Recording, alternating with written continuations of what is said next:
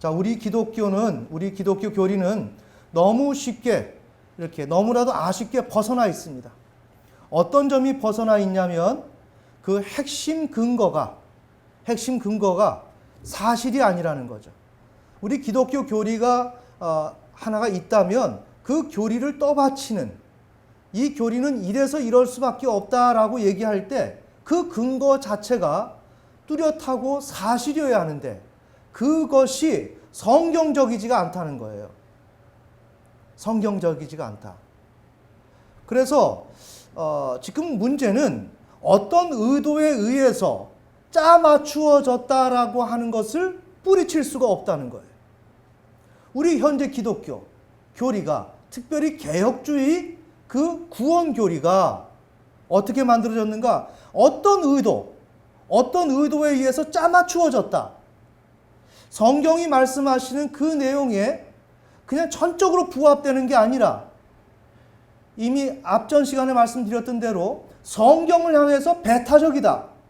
성경을 향해서 무언가 성경의 그 진리를 뱉어내듯이, 저항하듯이, 대립되듯이 무언가 하나로 섞여서 그렇구나 라고 이해가 될 수 있어야 하는데 성경의 어떤 진리들을 그대로 이렇게 거부하는 듯한 그러한 모양새가 현재 개혁주의, 우리 개신교의 교리 중에 특징이다. 그래서 이것은 너무나도 이해하기가 어렵다. 그래서 이 문제를 어떻게 할 것인가라고 저는 많은 생각을 합니다. 하지만 다른 방법이 없어요. 다른 방법이 없습니다.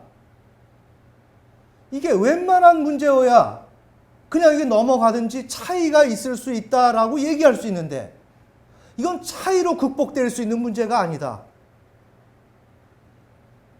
어떠한 관점의 그 차이로 인해서 이렇게 교리를 설명할 수 있다라고 이해할 수 있다면 그냥 넘어갈 수 있을 텐데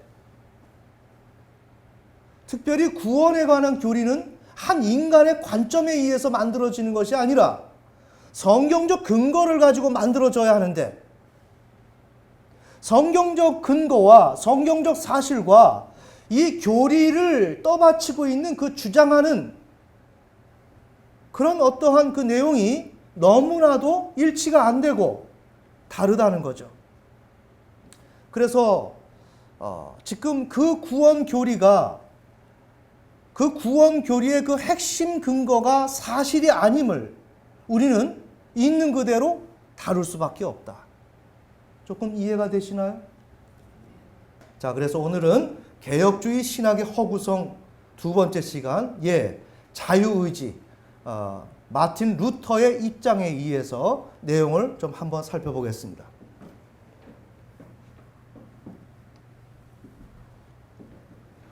자, 개혁주의 신학의 허구성. 허구라는 것은 사실이 아닌 것을 사실처럼 꾸며서 만들었다. 우리 개신교의 구원론이, 특별히 신학 중에서 구원론이 사실이 아닌 것을 사실처럼 꾸며서 그것을 핵심 근거로 삼아서 이렇게 우리는 구원을 얻을 수밖에 없고 하나님이 우리를 구원을 이렇게 이루신다라는 식으로 이야기가 만들어졌다는 것입니다. 그러기에 지금 개신교 신학은 허구성이다. 허구다. 그러니까 진짜가 아니다. 매우 지금 도발적인 이야기로 들려지죠. 이게 지금 제가 설교를 시작할 때 서론에서 언급한 내용이에요. 이 문제가 얼마나 큰 문제입니까? 우리가 개신교 안에 존재하면서 개신교 교리 자체가 가짜라고 얘기할 때 그에 대한 그 저항을 어떻게 받아 넘길 수 있을까요? 나는 고요히 그냥 교회 다니면 좋겠는데 나는 우리 집에 어떤 문제를 기도를 통해서 해결하고 우리의 가정의 문제, 물질을 추구하는 것은 아니지만 그냥 그럭저럭 하나님의 인도하심대로 살고 싶은데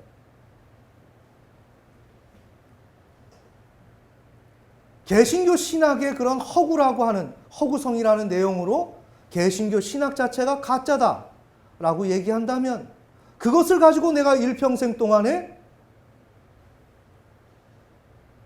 전해야 된다. 전하는 삶을 살아야 된다고 생각한다면 그거는 쉽지가 않은 문제죠. 그런데 이미 말씀드린 대로 이런 것이 바로 예수님이 가셨던 길이라는 것입니다. 그런데 우리는 어떠한 신앙에서도 장애물을 두지를 않았습니다.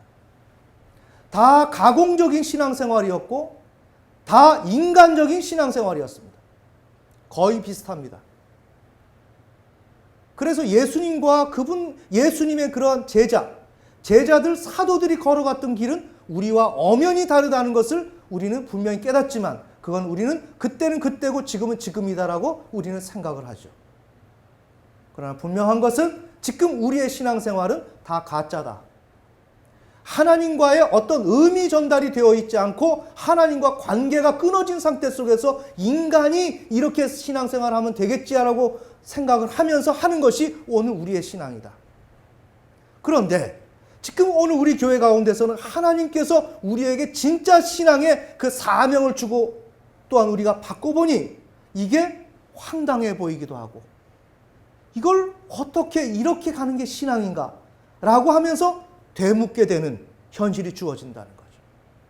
이때서야 비로소 주님이 갔던 그 길, 예수님의 제자들이, 사도들이 갔던 그 길, 우리는 그 길을 조금이나마 냄새를 맡을 수가 있고 감지할 수 있다. 아멘. 아멘. 자, 그래서 개혁주의 구원은 얘기를 하자면 다시 한번 주체는 창조주 하나님이시다.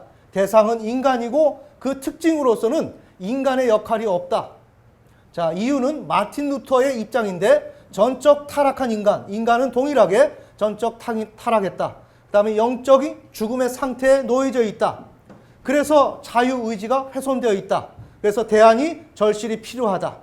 자, 이런 의미에서 루터의 자유의지는 어거스틴의 입장과 유사하다. 참고적으로 어거스틴의 자유를 다시 한번 우리가 정리하자면 외적인 강요나 동물적 본능에서 말미암는 행위와 반대되는 단순한 자발성이다. 이것을 자유를 우리가 어거스틴이 이렇게 정리를 했고 어거스틴의 그 자유의지를 정리하자면 외적인 강요나 강제에서 자유로우며 자발적으로 선택과 결정을 할 수 있는 능력이다. 자, 이렇게 어거스틴이 자유와 자유의지에 대해서 정리를 했습니다.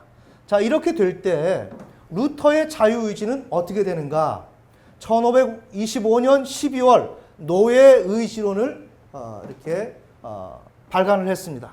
그래서 워필드 같은 경우는 이 노예의지론을 프로테스탄트의 종교개혁의 선언서, 이 프로테스탄트라고 하는 것은 프로테스트, 이것은 저항하다 이 말입니다. 항의하다. ANT가 붙으면 어떻게 하는 자, 이건 다시 말하면 항의자, 항의하는 자다 이 말입니다. 그러니까 우리 개신교는 그 당시의 카톨릭을 향해서 항의를 했습니다. 이해가 되시죠? 그래서 우리 개신교를 프로테스탄트라고 얘기합니다. 그런데 프로테스탄트 종교개혁의 선언서, 워필드는 이 노예의지론, 루터가 펴낸 노예의지론 자체가 프로테스탄트 종교개혁의 선언서에 준한 것이다. 선언서 그 자체다. 그만큼 루터가 써낸 노예의지론이 굉장히 중요한 가치 평가를 받고 있다는 내용이죠. 자, 그래서 루터가 자유의지에 대해서 저기 보면 자유의지를 얘기하고 있습니다. 루터가 자유의지란 무엇이냐라는 것을 이야기할 때는 항상 루터의 그러한 교리 논쟁에 있어서는 에라스무스와 항상 대립적인 각을 세웠습니다. 그래서 자유의지조차도 에라스무스가 뭐라고 자유의지라고 얘기를 했을 때 그것에 대해서 자신의 이해를 피력하고 거기에 따라서 자기의 주장을 펼쳐나갔습니다. 그래서 루터의 자유의지는 에라스무스 자유의지를 기초로 제시가 되었다. 자, 그러면 에라스무스가 자유의지를 뭐라고 얘기했는가? 인간으로 하여금 영원한 구원으로 이끄는 것들에, 자, 우리 인간이 있습니다. 그런데 우리 인간에게 영원한 구원으로 하나님께서 이끄시죠. 그렇게 이끄는 것들에 전념할 수 있게 해주거나, 하나님이 우리를 이끄십니다. 그때 우리가 전념할 수 있게 하는 것. 그 다음에 그것들에게 돌아가게 만드는 인간 의지의 능력. 하나님이 우리를 이끄시는데, 구원으로 이끄시는데 그곳에 전념할 수 있게 하거나 그것들에게 돌아가게 만드는 인간 의지의 능력을 자유의지라고 에라스무스가 말을 했다. 정리가 되시죠? 자, 그래서 이제 루터가 이것을 기초로 지금 자유의지를 설명합니다.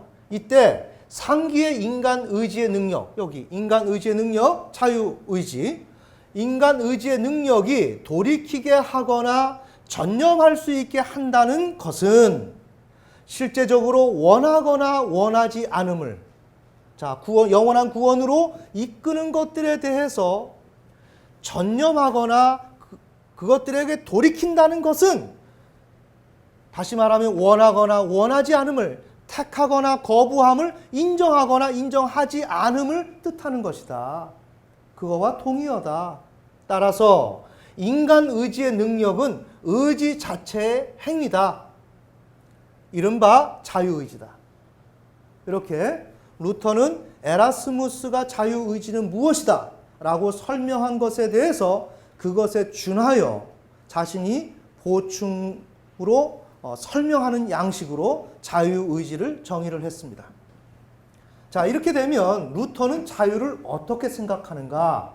자, 루터가 자유를 어떻게 추출하는지를 여기에 적어봤습니다. 이 내용은 루터가 적은 내용이 너무 다소 거칠고 이해가 안 되는 것 같아서 제가 좀 말을 부드럽게 넣어서 굴렸습니다. 그래서 이건 그 책에 나와 있는 그대로의 글이 아니라 여기 큰 따옴표를 했는데, 그래서 루터가 말한 그대로가 아니라 이것은 제가 약간의 편집을 가한 것이라는 걸 먼저 말씀드립니다. 따라서 우리는 인간 의지의 능력을 통해서 의지와 행위를 개별적으로 볼 수 있는 기회를 얻는다. 인간 의지의 능력, 이것은 뭔가 행동으로 만드는 것 아닙니까? 그러니까 의지와 행위가 어떻게 해요? 우리에게 부각되죠? 나타나게 되죠. 그래서 그 의지와 행위 사이에 자리하는 그 무엇을 또 감지한다. 의지와 행위만이 있는 게 아니라 그 사이에, 의지와 행위 사이에 무언가 존재한다. 그 무엇은 의지 자체가 원하거나 원하지 않는 행위를 이끌어내는 역할을 하는 것이다. 맞죠? 이른바 자유이다. 이해가 되십니까? 그러나 그 자유는 인간이 죄에 예속되어 그 죄를 섬길 수밖에 없는 노예의 위치에 있기 때문에 상실되었다. 자, 이게 루터가 말하는 자유입니다. 그러니 지금 루터가 말하는 이 자유는 우리에게 의지를 발휘해야 되는데, 그 의지를 발휘하기 위해서는 이 자유가, 난 이렇게 하고 싶어, 할 거야 하고 선택하거나 결정하거나 이 역할을 해줘야 되는데, 이 자유가 상실된 거예요. 왜? 죄의 노예가 되어서. 그러면 죄의 노예가 되었다는 건 달리 말하면 사망의 타락 이후 사망. 우리 영적으로 죽었고 죄의 노예가 되어 있는 거예요. 하나님의 종이 되어야 하는데 죄의 노예가 되어 있다는 거예요. 자, 이해가 되십니까? 그래서 인간은 자유가 없다는 거죠. 인간은 자유가 없습니다. 그래서 지금 루터에게 있어서는 우리는 그 어떤 말씀도 우리의 힘으로는, 우리 스스로 자력으로는 아무것도 할 수가 없다. 오직 성령으로, 오직 하나님이 나에게 무언가 시작을 하시고 그분께서 나를 완전히 바꾸어내지 못하면 나는 못한다. 나는 못한다. 이게 루터가 말하는 지금 신앙의 면모입니다. 자, 이렇게 될 때 오류가 있다. 자, 저는 루터가 여러 가지 에라스무스와 그러한 논쟁을 벌려가는 수많은 얘기가 있지만 저는 거기에 관심을 크게 두질 않습니다. 왜? 그건 부질없는 얘기처럼 저는 생각이 들고 모든 건 성경 속에서 뭐라고 얘기했는지를 단적으로 얘기해 주면 됩니다. 제가 앞서 말씀드린 대로 우리 기독교 신학은 거의 성경, 특별히 구약 성경의 배타적이다. 구약과 신약이 너무나도 나눠져 있고 구약은 구약대로 신약은 신약대로 이렇게 배타성을 지니는데 바로 그런 것을 극복해야 하는 것이 우리의 신학이다. 아멘. 아멘. 자, 그래서 오류가 있다. 오류는 무엇인가? 인간은 타락 이후 창조주 하나님의 부르심 앞에서, 자, 우리가 인간은 타락했습니다. 타락했는데 하나님께서 타락한 그 자체로 내버려 두면서 인간이 하나님을 향해서 나아가도록 하지 않았습니다.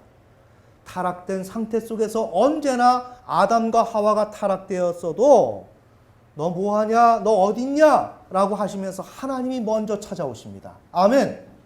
네. 아브라함에게도 그랬고요. 그래서 타락 이후 창조주 하나님의 부르심이 있었습니다. 그 앞에서 우리 인간은 자유의지를 발휘했습니다.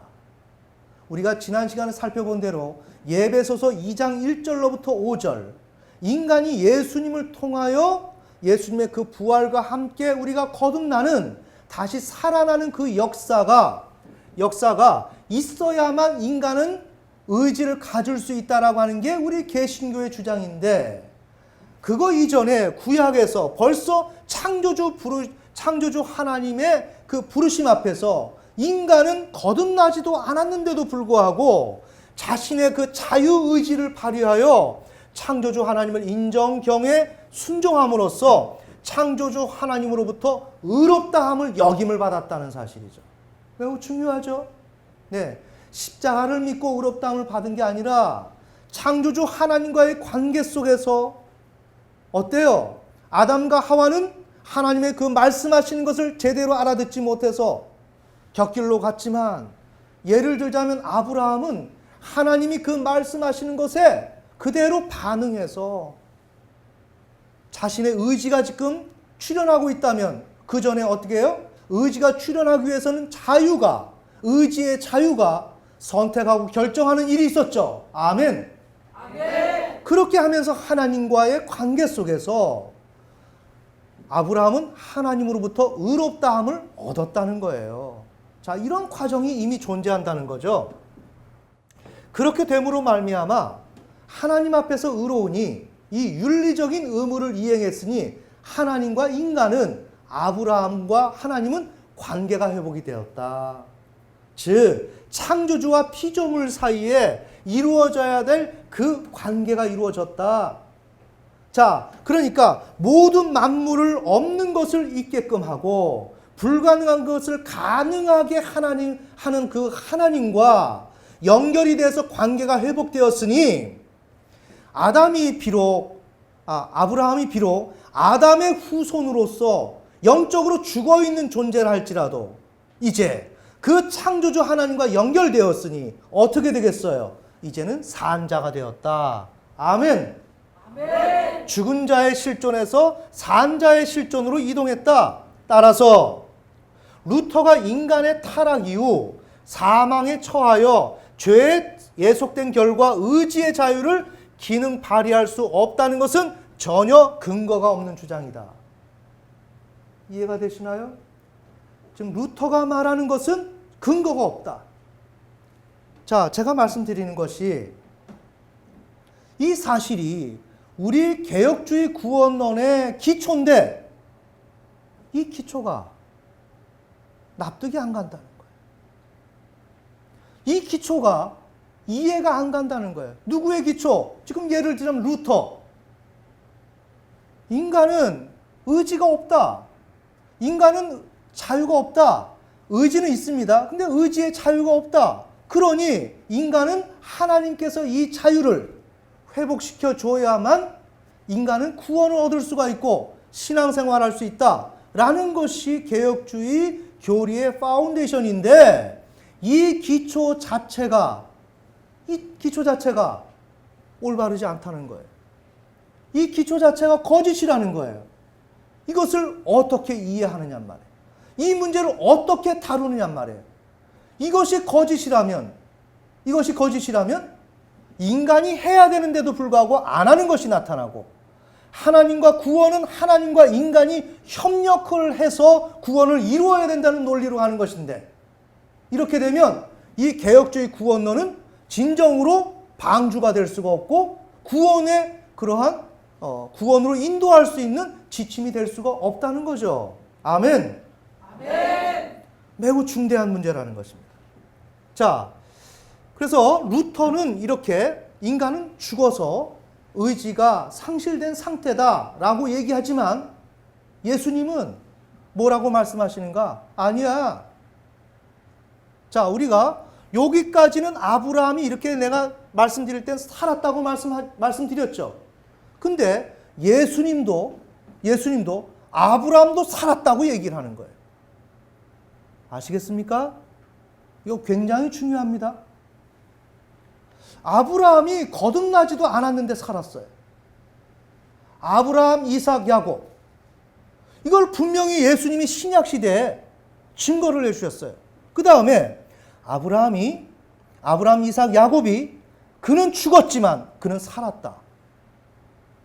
제가 이 부활에 관한 교리를 다음에 말씀드리겠지만 대충 말씀드리면 우리는 영적으로 죽은 자가 죽은 상태와 영적으로 산 자가 죽은 상태는 달라요. 이해가 되십니까? 우리는 영적으로 산 자는 죽어도 하나님을 향해서 시선을 두고 있고 손을 뻗치고 있는 존재예요. 아멘. 아멘. 그래서 예수님은 아브라함이 살았다. 예수님이 오셨을 때 아브라함이 BC 1500년도에 사람이라고 한다면 그러니까 한 1500년 그 이후에 예수님께서 지금 아브라함이 살아있다는 거예요. 매우 놀랍죠? 그 다음에 이 아브라함이 살아있는데 이 아브라함은 앞으로 부활할 것이다. 그 얘기를 하셨어요. 그러니 루터가 지금 인간은 죽었다. 잘 들어야 됩니다. 인간은 죽었다. 그렇게 얘기를 했어요. 과연 죽었는가? 지금 우리 개신교에서는 예배소서 2장 1절로부터 5절 예를 들자면 인간이 거듭나야만 문제가 다 해결되는 것처럼 얘기를 해요. 굉장히 지금 중요한 문제를 얘기합니다. 부활과 거듭남의 문제가 깊이 있게 다뤄져야 하는데 모든 것을 거듭남이라고 하는 것으로 설명을 해나간단 말이에요. 자, 그러니까 오늘 우리는 루터의 이야기가 근거 없는 거짓이라는 것은 더욱더 확정 있게 붙들 수 있는 건 뭐다? 예수님이 아브라함이 BC 1500년도에 예수님이 그때 오시지 않았음에도 불구하고 아브라함은 영적으로 죽은 자인데 그가 살아났고 또한 살아났음에도 불구하고 육체적으로 죽어서 구약의 용어로 말하면 수월에 가 있는데 그는 지금도 살아있는 존재요. 구원을 바라보고 있고 몸의 부활을 갈망하고 있는 가운데 예수님께서는 1500년 이후에 등장하셔서 아브라함은 부활할 것이다. 이렇게 얘기함으로 인해서 예수님의 말씀을 통하여 우리는 무엇을 얻을 수가 있는가? 꼭 신약에 거듭남이 없어도 벌써 구약에서 살아나는, 다시 살아나는 이른바 부활이 이미 존재했다는 것을 우리는 확인할 수가 있다는 거죠. 이로써 루터의 주장이 정말 진리가 아니라 거짓된 논리에 불과하다는 것을 우리가 확인할 수가 있습니다. 오늘 그 내용을 좀 잠시 살펴보겠습니다. 오늘 본문 말씀입니다. 누가복음 20장 27절에서 40절. 27절에 보면 사두개인들이 부활을 부인합니다. 이렇게 이야기하기까지는 지금 부활이라고 하는 것은 몸의 부활을 얘기합니다. 인간이 죽으면 다시 이 몸이, 썩어졌던 몸이 다시 살아나냐. 지금 그 얘기를 하는 거예요. 이렇게 할 때 그 시대의 철학의 이론은 뭐냐? 영혼 불멸설이란 말이에요. 윤회설이라든지 모든 그런 논리들이 다 영혼 불멸설이에요. 그러니까 인간의 신체는 죽어도 그 영혼만큼은 살아있으므로 그 영혼이 다시 살아서 어떠한 재기능을 발휘하면서 또 뭐 윤회설 같은 경우는 다른 어떠한 존재로 되어서 또 다시 생명을 이어가는 이런 근간이 뭐냐? 영혼이 불멸한다. 이 내용이에요. 그것을 통하여 육체 자체는 버려지는 것. 이해가 되시나요? 육체는 타락하고 죄스러운 것이기 때문에 껍데기에 불과하기 때문에 죽으면서 그건 없어지는 것. 이러한 논리가 있을 때 사두개인들은 어떻게 했는가? 예수님에게 예수님 정말 그래서 부활은 없죠. 몸의 부활은 있을 수가 없는 거 아닙니까? 이렇게 질문을 했단 말이에요. 이해가 되십니까? 그렇게 할 때 28절에서 33절 사두개인들이 이렇게 하면서 사두개인들이 부활의 모순을 제기하기 위해서 모세 율법 중에서 기업을 대물림하는 그 법을 인용하여 질문을 하기 시작합니다. 우리 한번 찾아볼까요? 신명기 25장 5절에서 6절. 기업 대물림하는 그런 법입니다. 신명기 25장 5절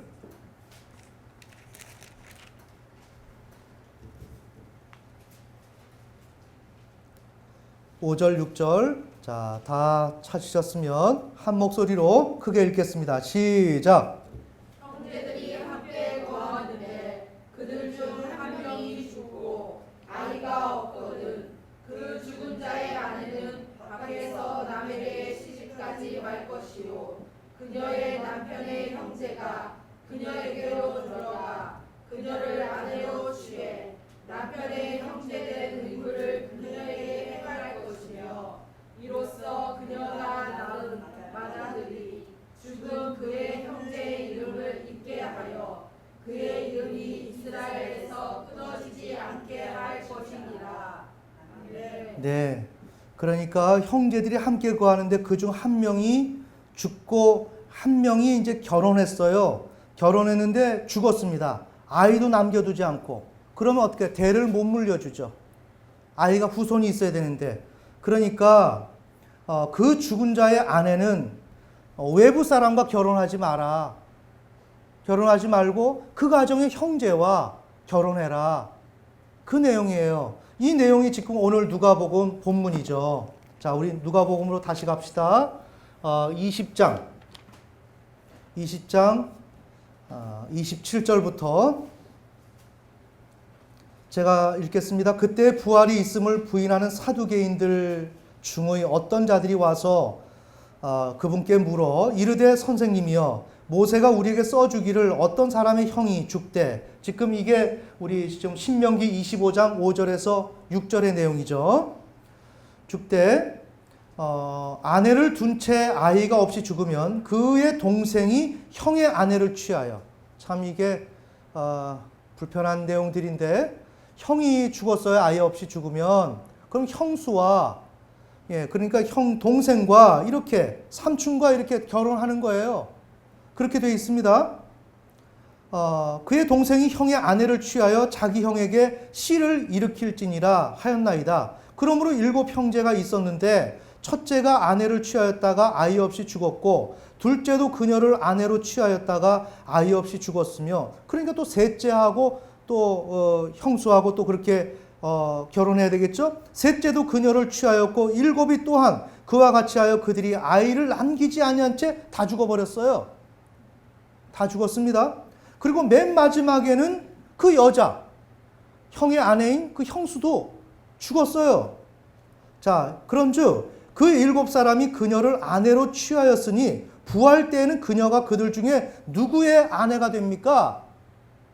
이 질문을 아주 짓궂은 질문을 지금 사두개인들이 예수님에게 한 거예요. 한 것입니다. 자, 그렇게 하니까 이때 34절에서 36절에 예수님께서는 뭐라고 말씀하시냐면 이 세상은 시집 장가를 간다. 그러나 저 세상 죽은 자들로부터 부활을 얻기에 합당한 것으로 여겨질 자는 부활을 하되 시집 장가 가지 않는다. 먼저 이렇게 부활한 자들, 지금 부활을 지금 의심하고 있죠. 의심하고 있는데 부활한 자들이 우선 부활 이후에 세계에서는 시집 장가 가지 않는다는 사실을 먼저 명백히 하고 넘어간단 말이에요. 예수님께서. 이해가 되시죠? 그 다음에 바로 이런 이유 때문에 예수님은 죽은 자의 부활이 있다고 말씀하신다. 어떻게 말씀하시죠? 죽은 자들로부터 부활을 얻기에 합당한 것으로 여겨질 자. 부활의 그런 조건, 부활될 수 있는 조건을 갖춘 자는 부활한다는 거예요. 여기서 이미 말씀하셨죠. 자, 그래서 바로 이런 이유 때문에 예수님은 죽은 자의 부활이 있다고 말씀하신다. 이제 죽은 자들이 일으켜진다는 것은, 우리 본문 봅시다. 37절. 그렇게 선을 긋고 나서 37절에 이제 죽은 자들이 일으켜진다는 것은 모세도 떨기나무에서 친히 주를 가리켜 아브라함의 하나님이요 이삭의 하나님이요 야곱의 하나님이라 부르며 보여주었나니. 자, 지금 예수님은 부활이 일어난다는 것을 얘기를 하기를 원하는 거예요. 부활이 있다. 지금 부활을 의심해서 얘기하니까. 그래서 37절에 이제 죽은 자들이 일으켜진다는 것은 부활한다는 것은 모세도 떨기나무에서 친히 주를 가리켜 아브라함의 하나님, 이삭의 하나님이요 야곱의 하나님이라 부르며 보여주었다. 문장이 까다롭습니다. 부활이 있다는 것을 모세가 하나님을 향해서 당신은 아브라함의 하나님입니다. 이삭의 하나님입니다. 또한 요셉, 여러 가지 그런 살아계는 믿음의 선진들의 그 하나님이다라고 말을 하는 것을 통해서 부활이 있다는 것을 보여주었다. 이것을 누가 말씀하시는가? 예수님이. 이해가 되시나요?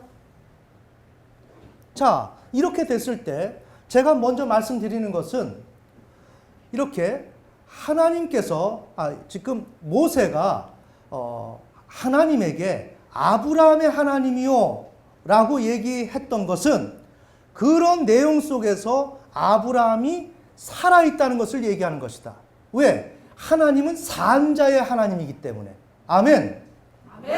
산자의 하나님이기 때문에 지금 아브라함이 지금 모세가 아브라함 이후에 500년 지나서 그 시간에 먼저 500년 전에 아브라함이 죽었어요.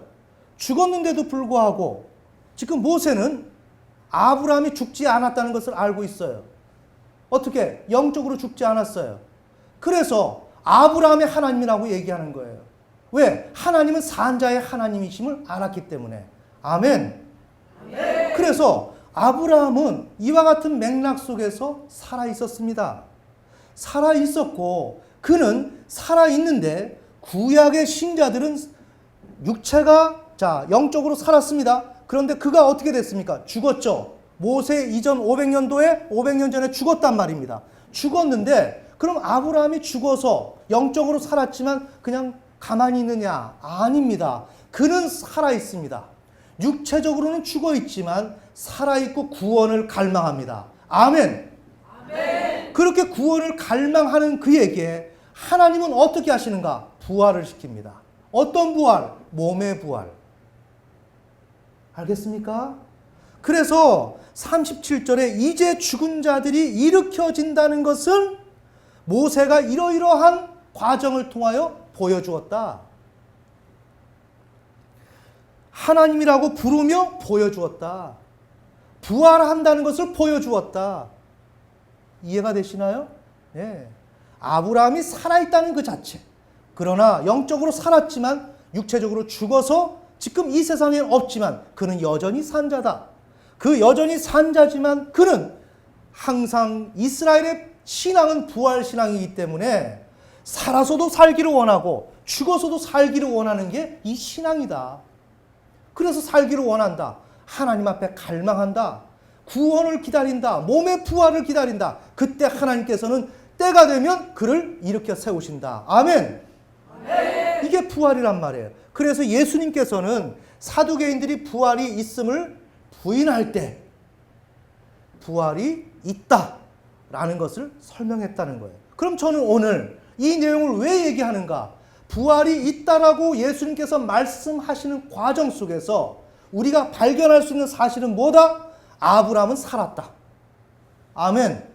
아멘. 자, 우리는 왜 이 얘기를 했다고요? 우리 개혁주의 지금 구원론에서는 우리의 인간은 다 죽었다. 예수 그리스도와 함께 부활하여 거듭나지 아니하면 인간은 자유의지가 없기 때문에 신앙생활을 할 수가 없다. 우리는 거듭남으로 말미암아 성령께서 우리의 자유를 회복시켜 주시고 성령께서 모든 터전을 마련해 줄 때 우리는 그때서야 성령에 힘입어 우리는 구원을 얻을 수 있다라고 하는 이 구원의 논지 이 자체가 거짓이다 이 얘기입니다. 아멘. 아멘. 왜? 거듭나지 않았음에도 불구하고 아브라함은 살았고 살았던 것을 예수님이 1500년 이후에 아브라함 1500년 이후에 이것을 증명해 주셨으니 우리는 누구의 말을 믿어야 될 것 같아요? 예수님의 말씀을 믿어야 되죠. 다시 돌아갑시다. 우리 개혁주의, 특별히 개혁주의 구원론, 이 신학은 구약성서, 특별히 구약성서의 배타적이다. 예수님이 또한 하나님께서 구약에서 충분히 창조주 하나님을 믿게 되면 부활신앙이라는 건 그대로 따라오게 되어 있는 것인데 다시 창조주 하나님을 만나면 다 인간들은 살아나게 되어 있는 것인데 이 기본적인 진리조차도 부인해버리고 신약에서 거듭나야만 산다라고 하는 이 논리를 펴는 이 구원론을 우리는 어떻게 생각을 해야 되느냐는 내용이죠. 아멘. 자, 루터는 인간은 전적으로 타락했다. 영적으로 죽었다. 자유의지가 죄에 예속되어 있다. 자유의지를 상실했다. 자, 그러나 인간은 타락 이후에도 하나님의 부르심 앞에서 자유의지를 발휘했다. 네.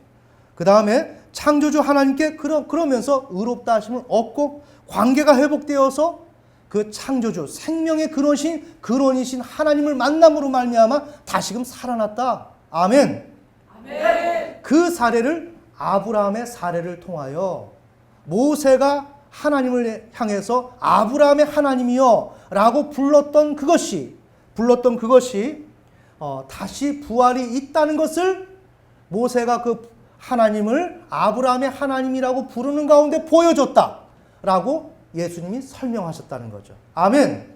아멘. 그래서 그렇게 아브라함이 산자이기에 그는 부활한다는 것을 예수님은 말씀하셨고 이로써 우리는 예수님을 통해서 구약의 신자들이 하나님을 믿는 자들이 영적으로 다 죽은 것이 아니라 그들이 다시 살아났다. 아멘. 아멘. 자, 우리는 누구의 말을 믿어야 될 것인가? 매우 중요하죠.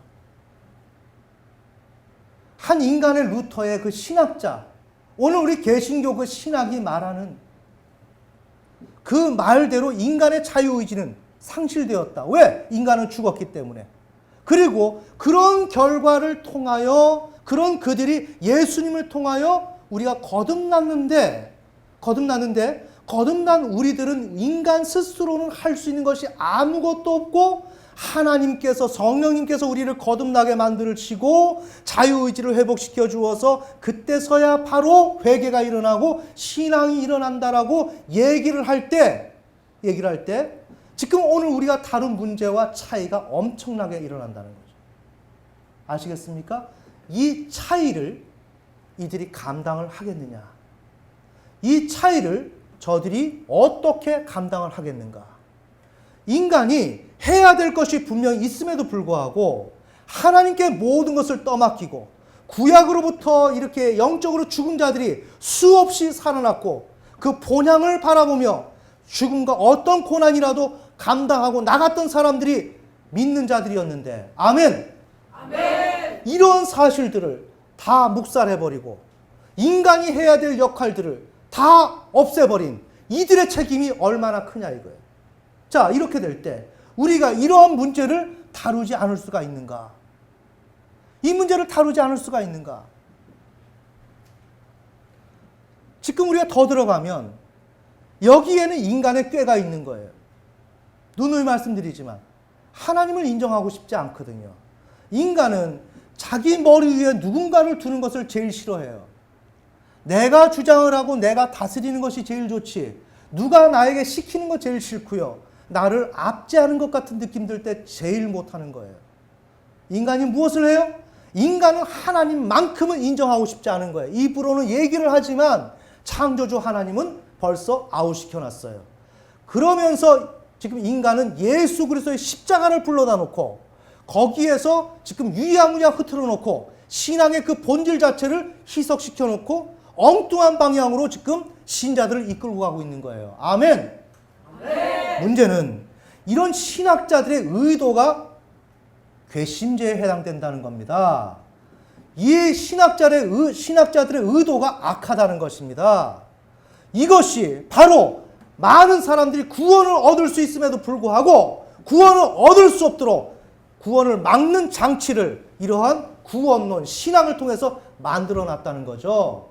이렇게 될 때 우리가 하나님의 사람이고 하나님의 생명을 받은 자로서 지금 우리가 이 문제를 생각할 때 우리의 가정일, 나 개인의 문제보다 어때요? 이 문제가 가장 시급하고 중대한 일이고 우리는 나의 문제보다도 이 하나님의 일 때문에 내 생명과 내 인생을 버려서라도 나는 이 길을 밝히며 이 길이 정말 이 길을 걸어가면서 여기에서 잘못된 것을 드러내고 하나님의 뜻을 전해야 된다는 것입니다. 아멘. 아멘. 충분히 좀 이해가 되시나요? 네. 우리는 이것을 인간적인 그런 논리로 풀어가는 것이 아니라 성경에서 특별히 하나님이 더 좁혀서 예수님이 뭐라고 말씀하셨는지 그 말씀 앞에서 우리는 해답을 들어야 될 것이며 그것을 들었던 결과 문제는 뭐다? 지금 개혁주의 구원론, 특별히 이 신학은 허구성이고 허구이며 이것은 거짓인 것을 다 짜맞추어서 진짜인 것처럼 포장해 놓고 만들어 놓은 것이다. 이것을 향해서 이것을 토대로 지금 오늘날의 신자들은 자신이 구원을 받을 것이라고 생각하며 마음껏 신앙생활하고 있다. 다 같이 기도하시겠습니다.